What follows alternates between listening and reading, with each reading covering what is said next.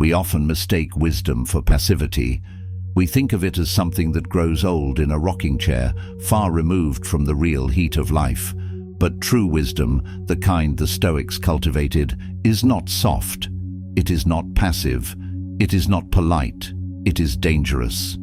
Dangerous because it cannot be manipulated. Dangerous because it cannot be bought. Dangerous because it sees clearly in a world that profits off confusion. To become dangerously wise is to walk into the storm of life, look it in the eye and not flinch. It is to hear lies and not be moved. It is to see flattery and not be fooled. It is to carry the truth with such composure that others mistake it for power, because it is. This wisdom does not grow accidentally. It must be earned, cut from the stone of discipline, reflection, hardship, and silence. The Stoic trains for it every day, through thought, through action, through restraint, through courage. It is not enough to be smart. The goal is not to be admired for what you know. The goal is to be unshakable because of what you understand. Let this be your path, not to mere knowledge, but to a kind of clarity that both protects and commands. In the chapters that follow, we will uncover how to become dangerously wise. Let's begin. Chapter 1. The first strike is clarity. Clarity is not just a virtue, it is a weapon. In a world addicted to distraction, the clear mind is a threat. Most people wander through life reacting, chained to emotions they don't understand, swayed by voices louder than their own, pulled by urges they've never questioned. But the Stoic pauses. The Stoic observes. The Stoic clears the fog. This first strike, clarity, requires stillness. It begins with watching your thoughts without obeying them. Marcus Aurelius reminds us, "You have power over your mind, not outside events. Realize this, and you will find strength." That realization is the first edge of dangerous wisdom, knowing where your power begins and ends, and knowing that your thoughts, when left unchecked, will build walls that imprison you instead of doors that free you. The modern world does not reward clarity. It rewards noise. It rewards outrage. It rewards speed. But the Stoic does not race. The Stoic does not panic. The Stoic does not chase shadows. They sit with the storm and see through it. Because once you can see clearly, nothing can deceive you. Not fear, not fame, not fortune, not failure. Clarity also demands separation, not from life, but from illusion. The Stoic does not avoid conflict, but they step back from chaos long enough to see it for what it is. They do not fear insults because they've already asked, "Is this true? And if so, what can I do?" Clarity replaces reaction with reflection. It allows you to act with precision, not panic. It doesn't mean you never feel the pressure. It means you do not fold to it blindly. The clear mind can bend reality by refusing to be bent by lies. The person who cannot think clearly is controlled. Controlled by fear, controlled by public opinion, controlled by childhood scripts they never examined. But the Stoic breaks that cycle. They interrogate everything. They step outside of themselves, like a surgeon viewing a wound. They ask, "Is this mine? Is this belief useful? Is this emotion accurate, or is it distorted by assumption?" To sharpen your clarity, begin here. Practice the pause. Do not rush to speak. Do not rush to respond. Let silence be your blade. Sit with your thoughts before they become words. Notice which emotions grab at you and ask why they have that power. Notice the patterns you repeat and ask who wrote them. The Stoic trains their mind to observe before it obeys. They do not merely live, they examine. There is a kind of power that comes with clarity that cannot be faked. It's not loud, but it is unmistakable. It shows up in the way you handle pressure, the way you exit arguments that go nowhere, the way you walk away from what no longer aligns with your principles. Clarity cuts through emotional entanglement, social posturing, and mental fog. It does not make life easy, but it does make the path visible. Dangerous wisdom begins when you are no longer pulled by the loudest voice, but guided by the clearest one within. When you stop seeking answers outside yourself and instead refine the ability to listen inwardly with discernment, your movements begin to change. You stop responding to provocation. You stop leaking energy on what doesn't matter. You become intentional, not impulsive. Once that voice becomes your compass, you will not only see more, you will move differently. You will walk away from noise without needing to explain. You will let people misunderstand you because your aim is not to be understood, but to understand. You will step lightly where others stomp, speak with weight where others ramble, and act with force only where force is needed. You will move quietly, deliberately, with a mind like a blade, sharpened by clarity, shaped by restraint. Not because you are trying to appear powerful, but because you've rooted yourself so deeply in what is real that nothing superficial can shake you.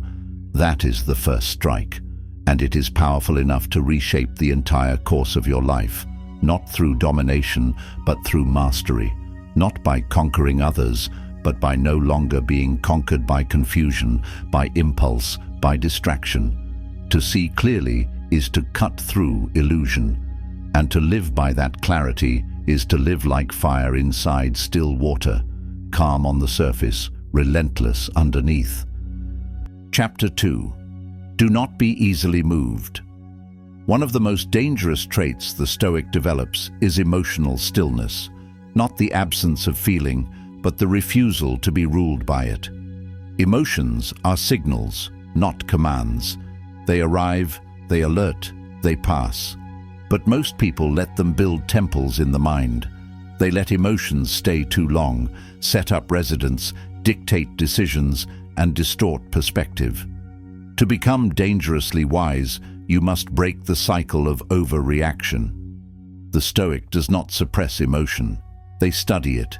They hold it to the light and ask questions. Anger arises. They ask, "What is threatened in me?" Fear arises. What story am I telling myself? Jealousy. Where am I forgetting my own power? The wisdom is not in the suppression, it is in the awareness. The mastery lies in the space between the feeling and the action. Emotional stillness is often misunderstood as detachment, but it is presence in its purest form. It is not being numb, it is being aware without being swept away. It is choosing to sit with discomfort until it teaches you something. It is letting people project their chaos onto you and not giving them the satisfaction of your collapse. It is holding your ground when others want to pull you into their storm. Epictetus said, "It's not what happens to you, but how you react to it that matters." But that reaction must be trained. It must be cultivated daily, like a warrior sharpening their blade. In everyday life, this is power. True, quiet, invisible power. You do not retaliate when insulted because you know your worth is not on the table. You do not beg when ignored because you know absence reveals character. You do not celebrate too wildly, nor despair too deeply. You walk with a kind of evenness that others interpret as strength. Because it is. Because it means you are not governed by chaos. You are not dependent on approval. You are not available for manipulation. You are anchored. You no longer swing with every emotional gust that blows through the room. You've removed your identity from the fragile scaffolding of external validation. You don't need everyone to understand you, agree with you, or like you, because your self-worth is not up for auction. That kind of internal steadiness disarms people. It unsettles manipulators. It silences drama. Because no one knows what to do with someone they cannot provoke, control, or guilt into reaction. This doesn't mean you feel less. In fact, the Stoic feels deeply, but they do not allow those feelings to become tyrants. They allow them to be teachers. The Stoic listens to emotion, but does not kneel to it. They recognize the difference between acknowledgement and submission. A storm may rise inside, but it does not dictate the course. And in this inner discipline, they find their edge, sharp, calm, and capable of holding their line in any room. They understand that stillness is not the absence of tension, it is mastery of it. Stillness is what happens when you develop a relationship with your emotions deep enough that they no longer surprise you. You know their patterns, you've seen their disguises. You've sat with them in silence until they told the truth beneath the noise. Practice this. The next time you're triggered, pause, breathe, ask what the emotion is trying to protect. Then ask if that protection is still necessary. Is it a real threat or a ghost from your past? What part of your identity feels at risk? Trace the emotion to its root. Name it, understand it, and then choose consciously what action aligns with your values. Not your fear, not your ego, your values. This isn't easy. It takes repetition. It takes maturity. It takes the willingness to slow down when everything inside wants to speed up. But every time you do it, you're rewiring your nervous system. You're shifting from survival mode to sovereignty. You're teaching your body and mind that discomfort isn't danger, and that calm is a choice, not a gift. The Stoic uses emotion as data, not destiny. They listen, but they decide. They allow the signal to inform them, but never to control them. And that decision, repeated over time, becomes character. That character, steady under pressure, becomes power. And that power, still, deliberate, and rooted, is the mark of someone who is not just wise, but dangerously wise. Chapter 3. Be brutally honest with yourself. Wisdom without self-honesty is a mask, and masks fall apart under pressure. The Stoic strips away delusion, not to punish themselves, but to prepare. They ask the hardest questions first. They examine their ego. They challenge their motives. They expose their own weaknesses before life does. To be dangerously wise is to be immune to self-deception. This means calling yourself out when you're being lazy. It means noticing when your logic is just your fear in disguise. It means facing the parts of yourself you've hidden, even if no one else ever sees them. It's not about guilt. It's about alignment. You cannot walk with purpose if you're walking in a lie. This is a process of refinement, not perfection. The Stoic understands that truth is not always comfortable, but it is always clarifying. They know that self-deception weakens resolve, and that a single unchallenged lie within can unravel your integrity when pressure mounts. So they search for these fractures in advance. They want to see the cracks before the storm arrives, because the time to build strength is not during the chaos, it's in the quiet moments before it. Seneca reminds us, "No man is more unhappy than he who never faces adversity, for he is not permitted to prove himself." Adversity reveals truth, but so does stillness, so does reflection. The Stoic doesn't wait for suffering to strip them bare. They voluntarily look in the mirror. They walk toward discomfort with open eyes, knowing that the willingness to confront your own shadows is the beginning of real wisdom. This practice is simple, but not easy. Ask yourself each day, where am I pretending? What am I avoiding? What part of me still needs validation? What lie am I telling myself to stay comfortable? Write it, sit with it, face it. This honesty repeated becomes armor, not the kind that hides weakness, but the kind that turns it into strength. Not a shell of denial, but a core of truth that doesn't shake when life does. And over time, that truth becomes freedom. Because when you no longer lie to yourself, no one else can lie to you either. You become solid. You become trustworthy, to yourself first, and then to others. The need to impress fades. The hunger for constant reassurance dissolves. Your focus shifts inward, and from that inner fortress, your choices begin to change. They become sharper, simpler, clearer. You speak less, but with more weight. You seek less, but with more purpose. Because when you know your own truth, you don't chase the world's noise. You no longer depend on circumstances to validate your path. You walk your path with conviction, not for approval, but for alignment. That is the root of dangerous wisdom, the kind that is unafraid of truth, unwilling to perform, and unable to be corrupted from within. It's not defensive, it's clear. It's not aggressive, it's anchored. It's not self-righteous, it's self-aware.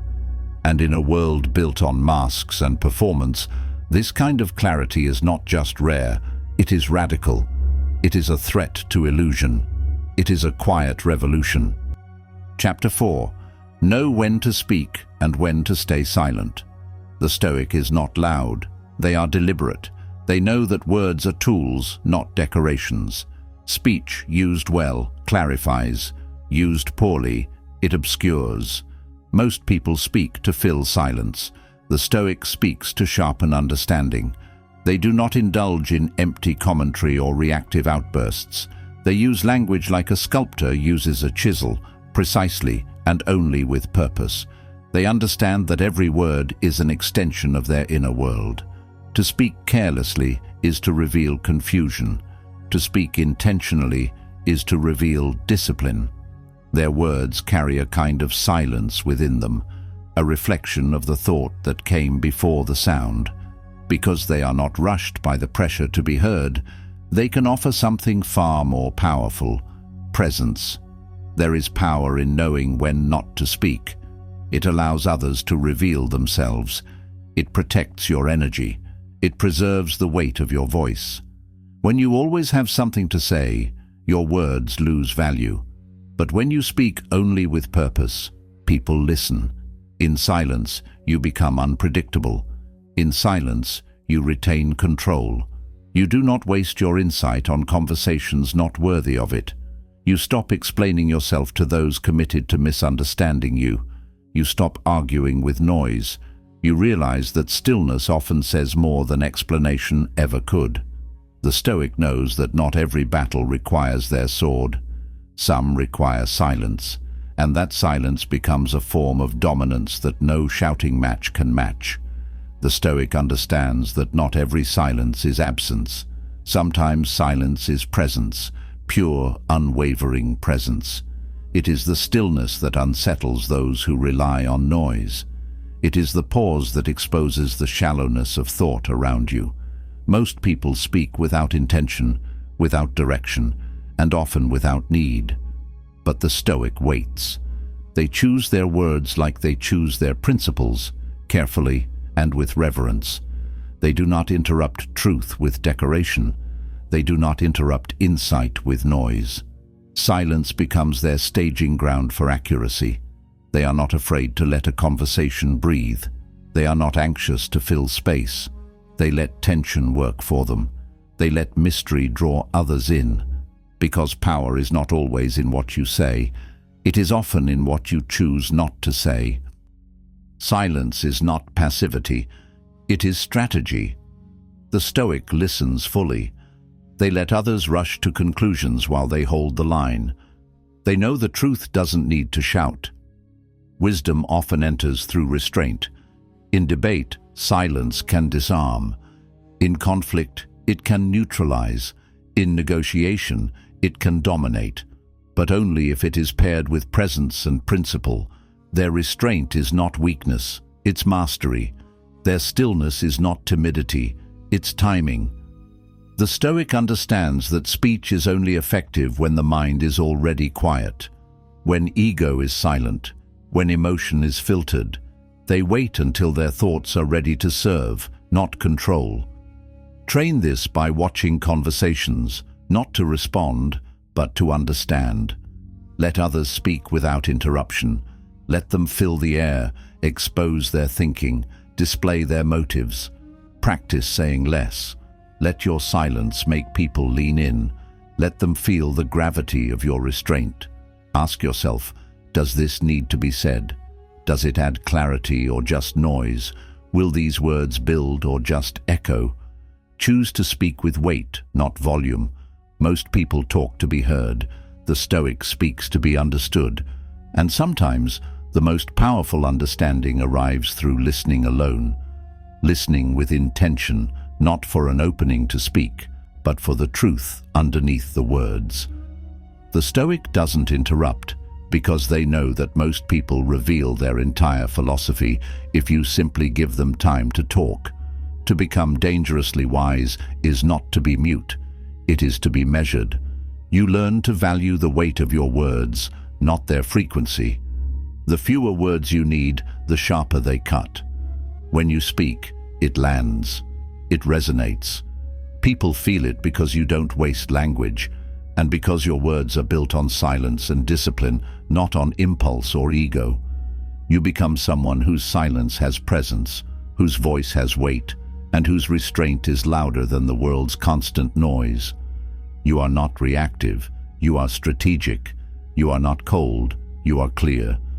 This is the art of speaking without waste and listening without weakness, of knowing that presence often speaks louder than performance, of understanding that just because you can say something doesn't mean you should.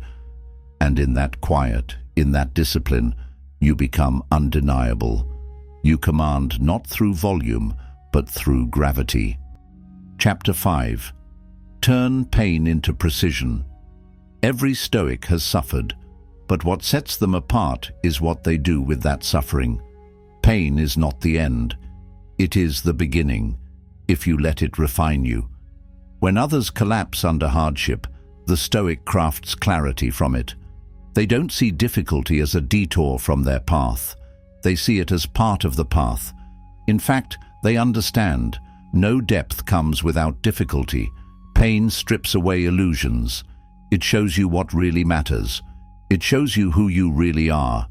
And if you have the courage to look, it will give you something else: precision, the ability to act, speak, and live with depth.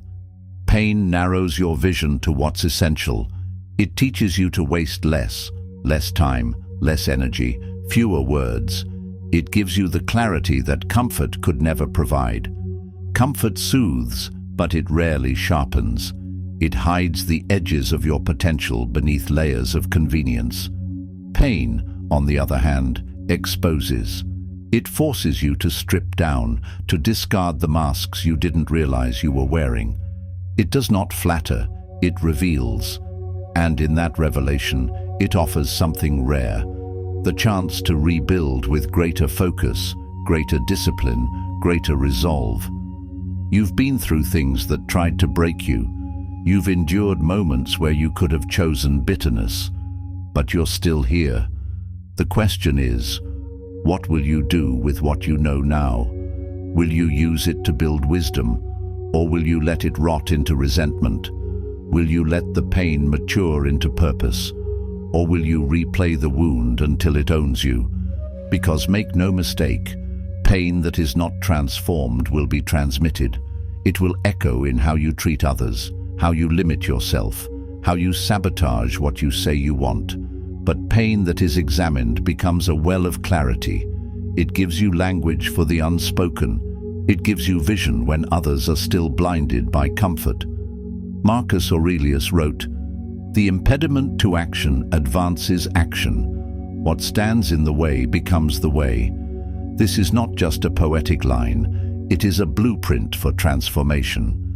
This is the Stoic path: to meet pain, study it, and turn it into a compass. You become wise not in spite of the wound, but because of how you walked through it. Your pain becomes a lens, and through it you see life with cleaner eyes. Each scar becomes a sharp edge, each tear a lesson. Each disappointment becomes a threshold, one you either cross with growth or retreat from in regret. This is how the Stoic trains: through adversity, through reflection, through a relentless refusal to waste suffering. They squeeze meaning out of misery. They carve insight out of injury. They don't escape pain, they shape it into understanding. In your own life, reflect on your deepest trials. What did they show you about yourself? What did they strip away? What did they reveal? What clarity did they burn into you?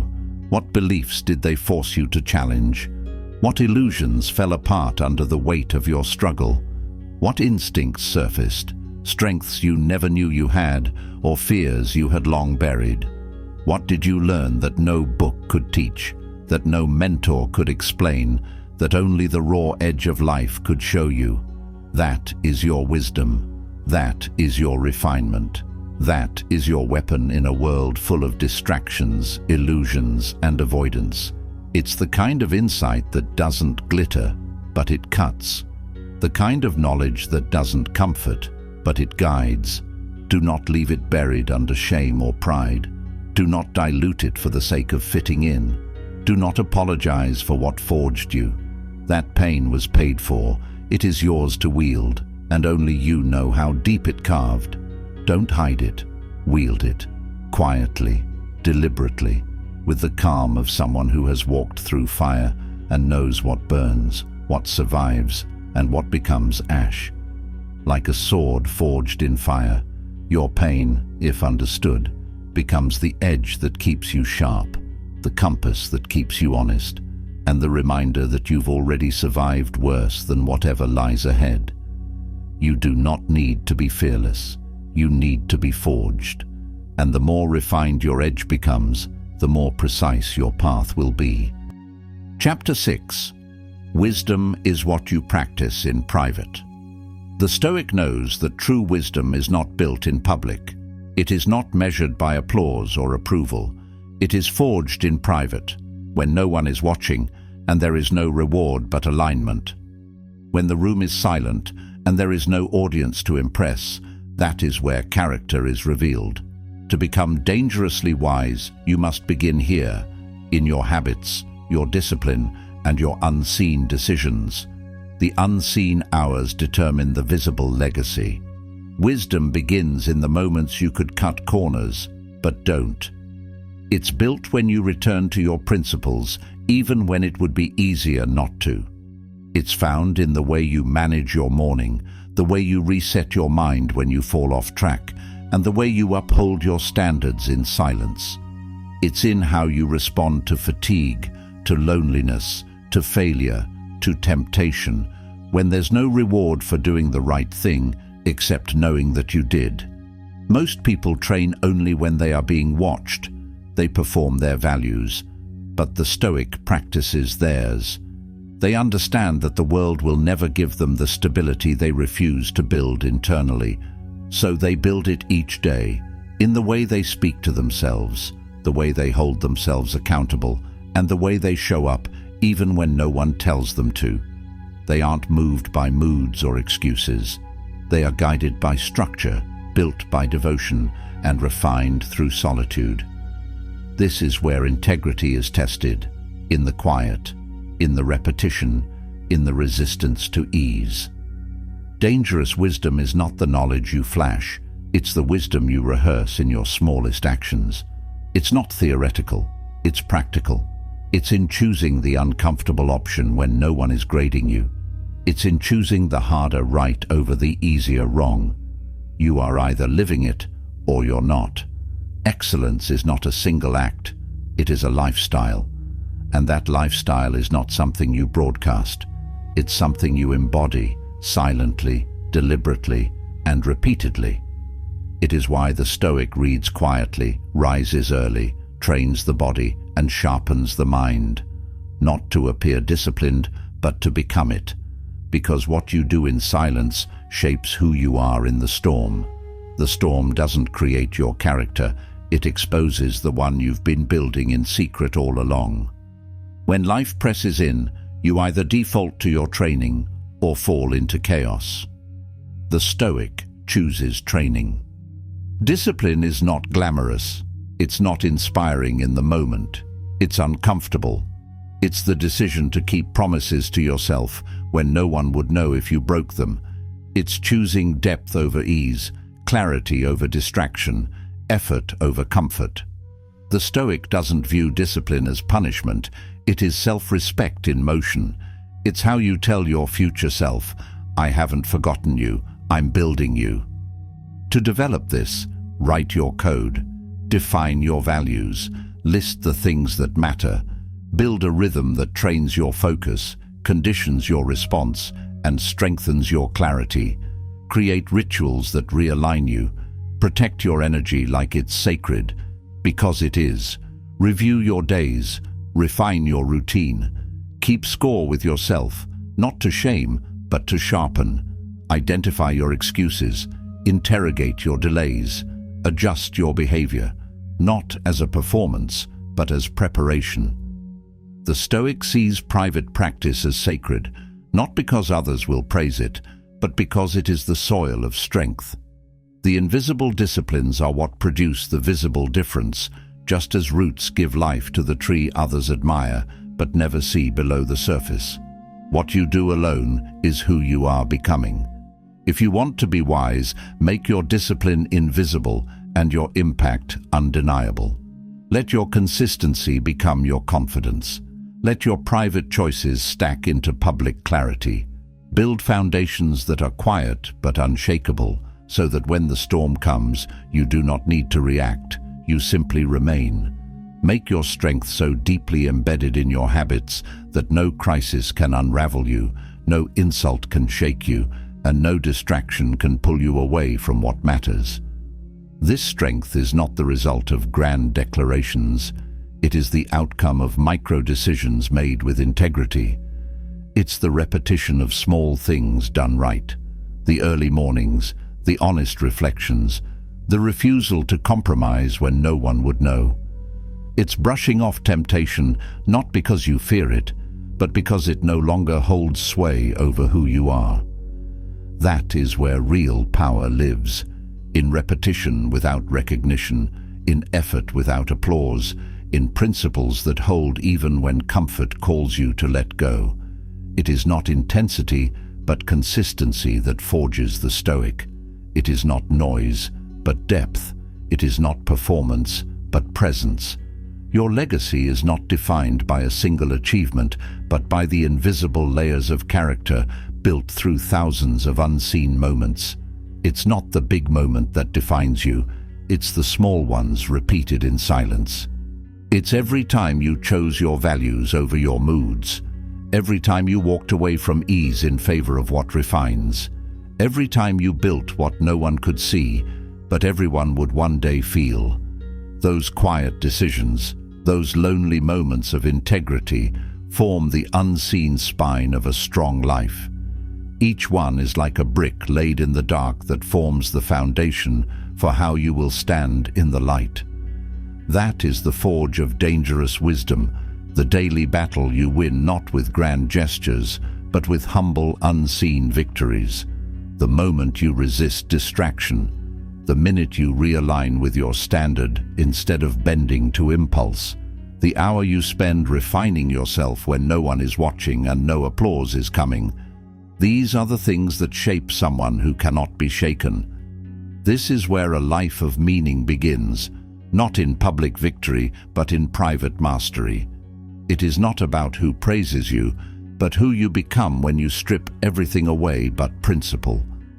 The person who holds their values in the dark does not need validation in the light, and the one who keeps showing up with purpose in silence becomes the kind of presence that speaks before they even open their mouth. Chapter 7. The Power of Self-Doubt Transformed. To the Stoic, doubt is not an enemy, it is a tool. It is the doorway to deeper understanding, the sharp edge that carves away arrogance. While most run from doubt or cover it with bravado, the Stoic leans into it, listens to it, learns from it. Because behind every doubt lies a deeper question. Am I who I claim to be? Doubt becomes the test, not of value, but of alignment.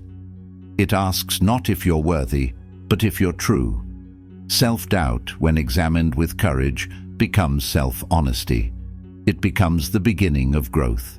The dangerously wise do not need to pretend they are invincible. They are strong because they know their weak points. They are not afraid to find their blind spots because they do not fear correction. They invite it. They don't flinch at flaws. They face them. They understand that the absence of doubt is not confidence, it's complacency. Where others cover cracks with confidence, the Stoic shines a light into them and says, "Here is where I begin the work." This approach transforms weakness into wisdom. The Stoic views every moment of self-doubt not as proof of inadequacy, but as a summons to evolve. They welcome these inner questions as alarms reminding them where they are still fragile. They are not defined by how doubt makes them feel, but by how they respond to it.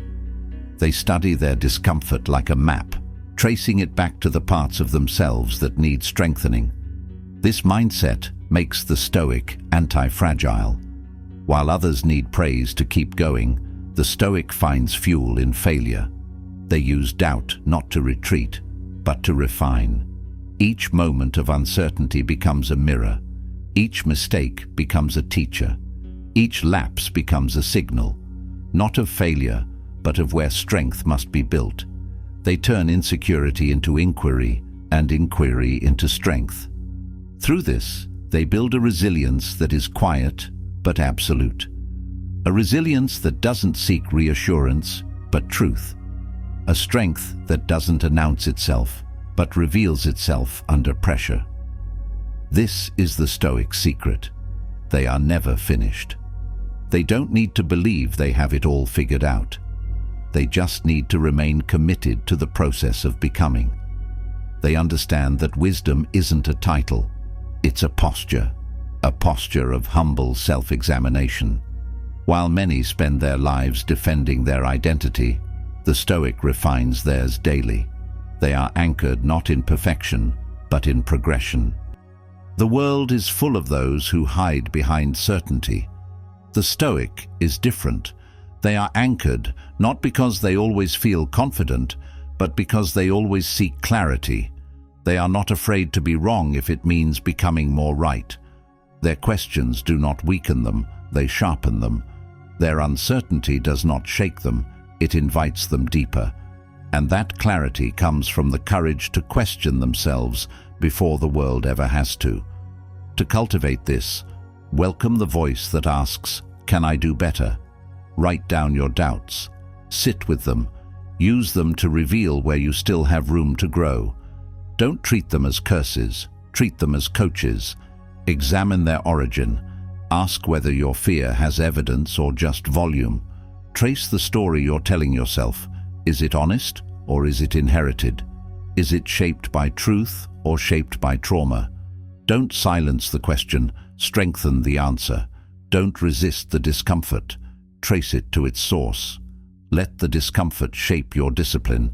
Let the insecurity sharpen your insight. That is how self-doubt becomes wisdom. That is how the Stoic becomes dangerous, not through delusion, but through relentless honesty. They carry a humility that doesn't shrink them, but strengthens them.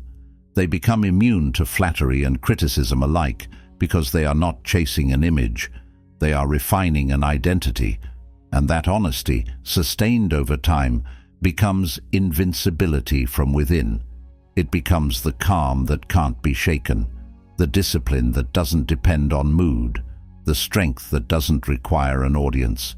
It is not the loud defiance of arrogance, but the quiet confidence of one who has faced themselves completely. Not because they believe they're perfect, but because they know they are unfinished and unafraid. They don't hide their incompletion, they honor it, because it means there is more to build, more to become, and more truth to uncover with every passing day. Chapter 8. Detachment is clarity, not coldness. The Stoic understands that attachment is not love, it is confusion. It is when the mind clings to something, not because it is true or right, but because it has grown familiar. Attachment is a form of dependency disguised as devotion. It is when your identity gets tangled with things outside your control, status, people, outcomes. To become dangerously wise, one must learn how to let go, not of care, but of control, not of connection, but of clinging. This is the art of detachment, not coldness, but clarity, not absence of emotion, but freedom from entanglement. To detach is not to withdraw from life, It is to engage with life without trying to possess it. The Stoic does not turn away from people or purpose. They simply stop tying their peace to outcomes they cannot control. They know that love turns into suffering when it becomes ownership. They can love without grasping. They can give without expectation. They can experience without addiction. They let people be who they are, and situations unfold as they must. Their stability is internal, and that makes their external world less threatening. This clarity comes from seeing things as they are. A Stoic does not confuse temporary emotion for permanent truth. They allow feelings to pass through like weather, not ignored, but not obeyed. Joy, pain, disappointment, desire, they let it all come and go without becoming hostage to any of it. This is not indifference, it is mastery. It is choosing response over reaction, awareness over assumption, and alignment over attachment. They are not unfeeling, they are unshaken. Attachment clouds perception. It makes you see what you want instead of what is. It distorts your judgment, weakens your decisions, and binds your emotional state to conditions outside your control. But detachment sharpens it. It lets you meet people where they are, not where you wish they were. It lets you love clearly without needing to fix, change, or save. It allows you to navigate disappointment without collapse, to embrace joy without fear, and to release what no longer aligns without guilt. It allows you to trust the process without trying to dominate it. To practice this, observe your inner grip. Notice what you're trying to control. Ask, am I holding this out of love or out of fear? Is my attachment giving life or draining it? What am I afraid would happen if I let go? Let clarity be your motive. Let your peace come from how you show up, not what you receive. Let your integrity dictate your response, not your insecurity.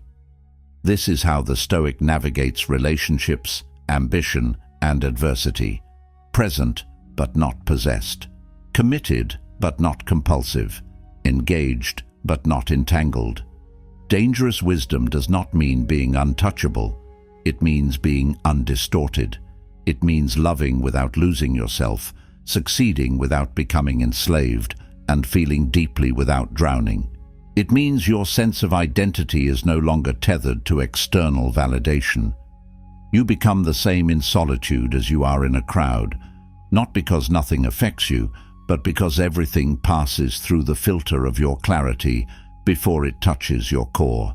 It means you can walk into anything, failure, love, loss, triumph, and remain whole. You are not shaken by chaos because your center is internal. You can hold pain without becoming bitter, carry success without becoming arrogant, and stay rooted in principle when every force around you pulls at your emotions. You can remain open in a world that often rewards hardness, and you can remain kind in situations that tempt cruelty. You are present but not owned, engaged but not consumed.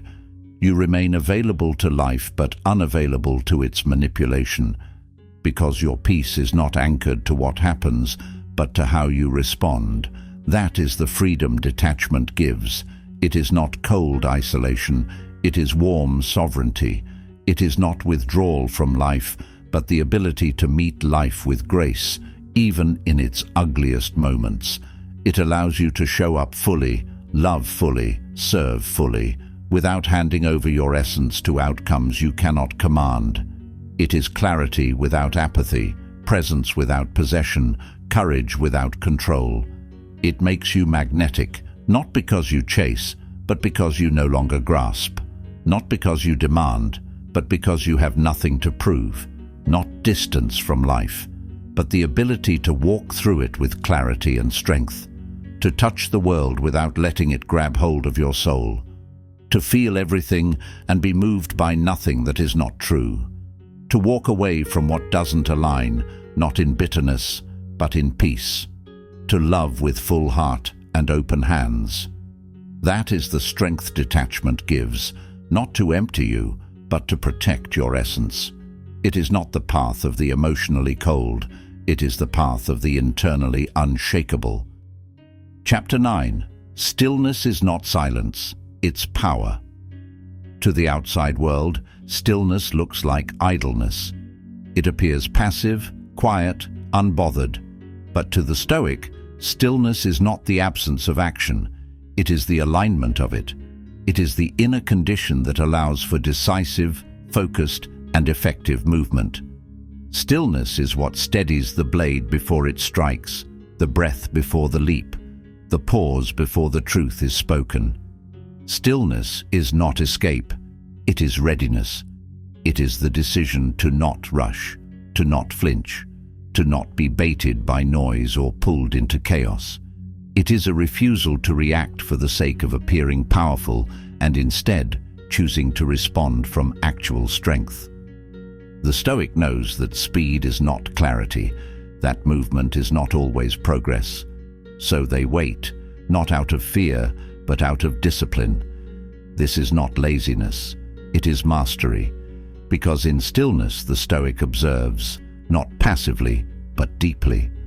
They let the noise settle before they act, like dust clearing in a room to reveal the shape of what is real. They ask, what matters here? What can I control? What aligns with my principles? What is noise and what is signal? This makes their action swift, but never reckless, sharp, but never emotional. They move less often, but when they do, it lands with precision. Their movements are timed not for approval, but for impact. Their restraint is not a delay, it is alignment. In a world that rewards urgency and hyperactivity, the Stoic slows down, not because they're behind, but because they are exact. They are not in a rush to prove. They are not competing for attention. They are building clarity so that when the moment comes, their choice is clean. Their aim is steady. Their result is earned. They are not pulled into the tempo of the crowd. They set their own rhythm. While others sprint blindly, they walk deliberately, knowing every step carries the full weight of their intent. Stillness is where they refine their judgment. It's in that calm space where their instincts are purified and their decisions are forged. It is not hesitation, it is command. Because the Stoic doesn't just want to act, they want to act in harmony with reason, with integrity, and with truth. That kind of clarity cannot be rushed. To cultivate this kind of stillness, create spaces for silence in your day. Step away from urgency. Stop feeding the need to be constantly stimulated. Let your mind be quiet so your thoughts can sharpen. Let your body be still so your direction can settle. Breathe deeply. Sit without distraction. Journal your questions instead of your answers. Practice not reacting to every notification, every demand, every impulse. From this space, wisdom emerges, not as noise, but as knowing. Dangerous wisdom is not built in frenzy, it is built in stillness. Because only from that stillness can you hear what truly matters. Only from that stillness can you sort the real from the noise, the urgent from the important, and the fleeting from the eternal. It is in that quiet space that your instincts get refined and your decisions become aligned with your highest values. Only from that stillness can you choose action that serves, not just reacts. You learn to move from purpose, not pressure. You learn to act from clarity, not confusion. You learn to lead from calm, not chaos. And only from that stillness can you become a force the world cannot shake. Stillness is not withdrawal, it is consolidation. It is where you gather your strength, organize your thoughts, and steady your direction. It is where you reinforce your boundary, reinforce your purpose, and recommit to your principles. Without stillness, motion becomes erratic. But with stillness, your momentum is aimed, your energy is channeled, your impact becomes focused and undeniable. You do not lose momentum by waiting. You gain force by becoming precise. The pause is not a stop, it's a sharpening of direction, a deepening of awareness, a moment where the fog clears and conviction becomes visible. You do not become irrelevant by stepping back. You become irreplaceable by being intentional, by recalibrating not for speed, but for accuracy. Stillness amplifies your presence, your clarity, and your ability to act with discernment. It creates a gravitational pull, drawing others not by noise, but by the grounded silence of someone who is not moved by trends, only by truth. The world may try to pull you into urgency, but you have learned the rare and radical discipline to hold your line, to wait without weakness, to act only when the action serves principle, not impulse. In stillness, you stop reacting to the world and begin shaping it. You stop echoing the chaos and start setting the tone. You become less distracted and more directed, less performative and more purposeful. You move through rooms with quiet precision, commanding respect without ever asking for it. Stillness becomes your command center, not just a moment of peace, but a method of strategy.